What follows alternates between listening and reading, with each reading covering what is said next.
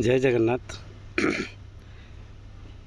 मनीष जीवन में चारोटी महान दान विशिष्ट दान जहाँ शास्त्र अनुजाई प्रथमटी है माँ को प्रति निज जन्म माता जहाँ गर्भर आम जन्म नहीं से माँ रो दान से ऋण केमिति आम कौ दान कले आम पूरा कर कन्या दान कले जदि आपण कन्या संतान नाही बेले आपण गोटे गरीब निसहाय झील को ता बाहागर जमती जानी जौतक ए टू जेड खर्च करके जमती कन्यादान करती सेमती करंतु।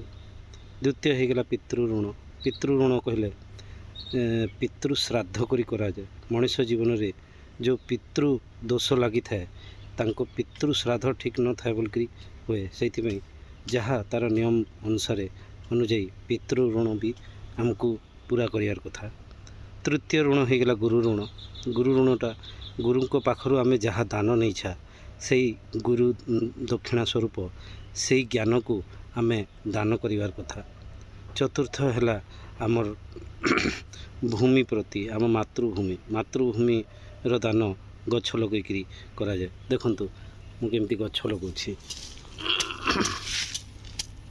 এই गछ लगे आम मनीष जीवन को रक्षा करिपारिबा, परिवेश सुरक्षित करिपारिबा।